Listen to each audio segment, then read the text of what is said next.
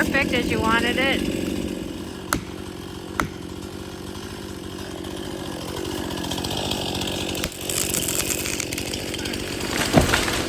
Ah, it just won't go.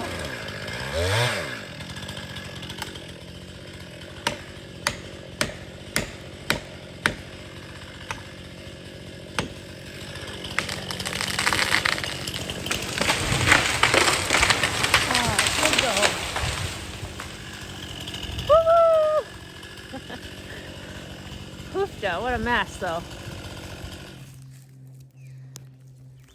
So this is right in the middle of that area I cut. It's going on June. It's the end of May, and the leaves are on, so I can see the difference between the shaded woods and then how much sunlight is coming in this area, but still not enough. I still got to cut some trees down, but I've made a huge mess, and I got to pull all these trees out of here for firewood, and this is going to be over a year's worth of firewood for us, but it's going to be a process of getting this out. It's dry enough where I could probably start doing that. I may wait till winter, not sure yet, but I'll have to come back in here and cut even more of the canopy out, so then I can come back and cut smaller trees like this, and those hinge cut them over, and instantly this area will be thickened and it'll create deer movement. I just wanted to show a couple hinge cuts here. This was, I think, 3 years ago. This is a hard maple. Ooh. And even though you have that big cut, that radius or whatever, it's still growing. So it's creating some more browse and cover toward the ground. And then this one is the same time period. This was a oak, red oak, and there's the cut, and this is all growing down low still. And that's because these trees are getting enough light. Getting enough light is super important, especially it depends on the species too. Some are more shade tolerant, obviously, but what I found is hard maple, which we have mostly hard maple. It's not very shade tolerant.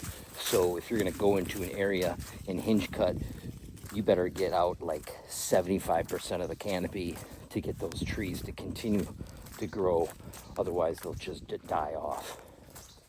My whole point of this is to create predictable deer movement from the swamp over here to the west, and my food plot right here, and I have another trail going from east to west to connect another food plot. So it's all hopefully going to make predictable deer movement, and I can put tree stands in certain spots when they start using this, and I figure it out, see their trails or whatever. So that's the whole point. But I got a giant mess.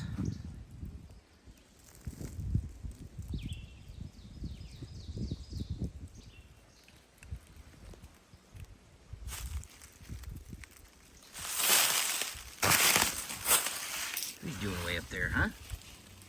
It's a little far for you. You should come over here.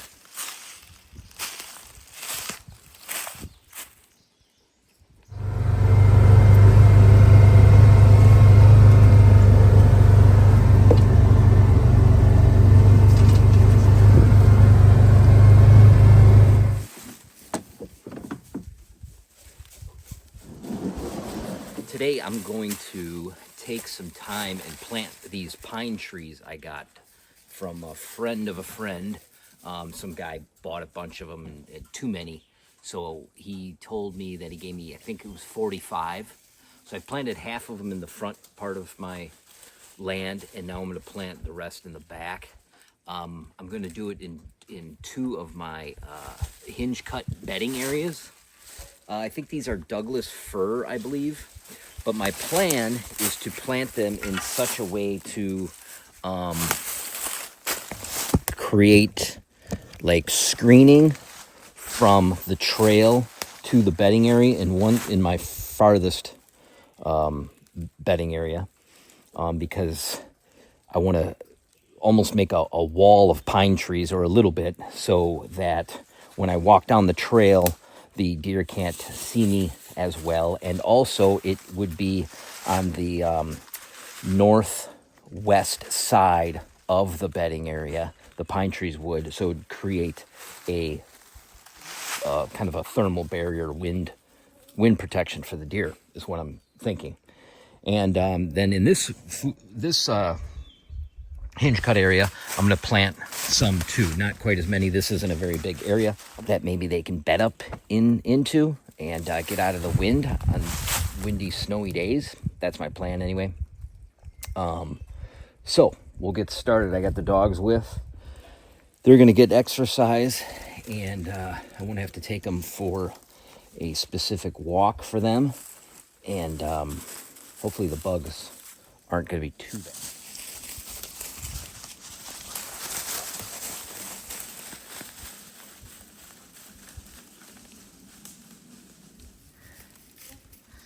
So now we're inside of it. This is pretty much right in the middle, kind of a clearing in here. But you can see I dropped a bunch of stuff right here and creating a wall. Dropped a few here just to screen it from the outside, and hopefully the deer feels safer or whatever. A lot of this stuff is old from when I originally did this hinge cut and didn't do the greatest job, didn't spend a ton of time. That was probably 5 or so years ago, so that's all dead and rotting. But this is all from last spring, and you can see it's growing still. So it just makes it all that, it gets the food down to the ground, creates cover and food for the deer where they can get at it. They can still go underneath this stuff, bed in the shade. There's signs of really old deer poop. I actually walked through here yesterday, I believe it was, and you see a lot of sign, and then once you get out of this area, you don't see hardly any sign. So it's definitely concentrated in these areas. And one of my spots, I saw a doe actually get up and run off. So anyway, there's also a swamp on the backside, and I didn't create the bedding area all the way to the swamp, so it's more open. I figure the deer will travel through that area, creating edge, and then you cut trails and stuff through this, just like where the dogs are going. So my plan is to get some pine trees in here and thicken it up even more. So I want to put it in areas where I won't be dropping any trees in the future, because I'll probably make this larger, and I'm going to push it that way. That's to the south, so I don't want to get too many that way, because I'll be cutting in the future, and it won't get as much sun right now. So I'm going to concentrate on the north and the middle section, not so much the southern section. These are all hard maple, but you can see how the tree is still growing, and that hinge cut was done last spring, and the tree is still alive and doing good the next year. So it does work. You do have to take care when you cut, especially these hard, mosquitoes are bad, especially these hard maples aren't the easiest. So I don't bother with like trying to hinge cut a tree that size, because it's just gonna snap and break. You have to do small ones when it comes to these hard maples, because in my experience, you can't get them to grow otherwise. It's just a waste of time. So a tree this size, you might as well just drop it, use it for firewood if you can pull it out. Otherwise, just leave it on the ground. But and just concentrate on anything about, 4 inches diameter or less.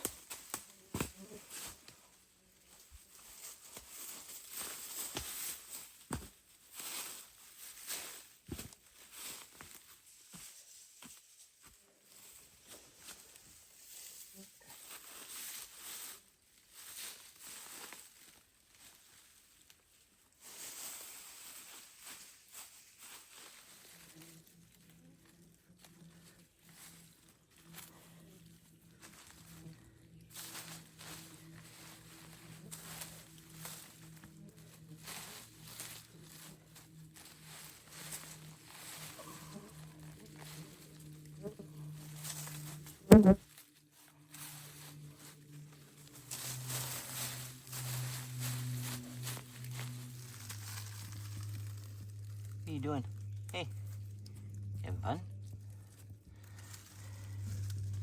Stinker?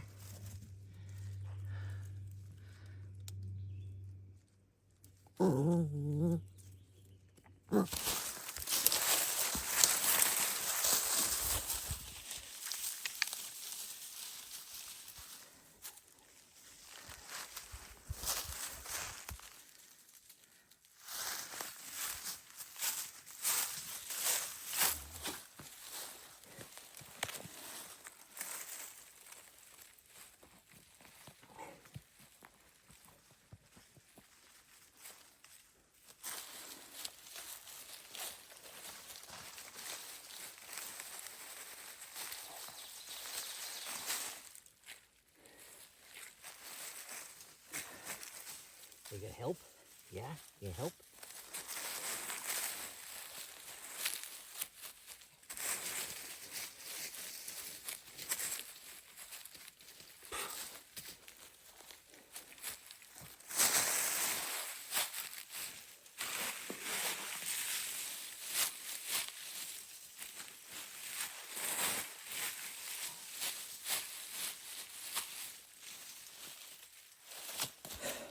So in the end, the pine trees will just help thicken it up and block the wind and create more cover. And it's nice because some areas, you know, the deer can bed and they can see out depending on wind direction, or they can get right inside of here and have it nice and covered. But there's trails throughout here going in all different directions, which gives them all these options, right?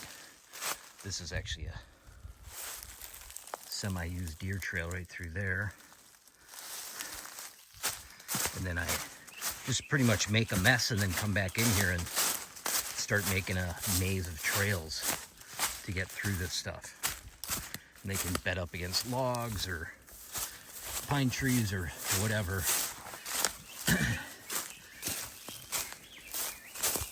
Just there's tons of different terrain for them to pick and choose what they like, I guess.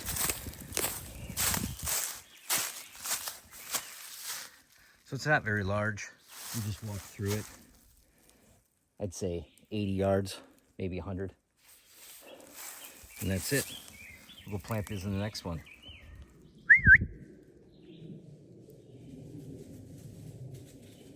Good girl. Good girl.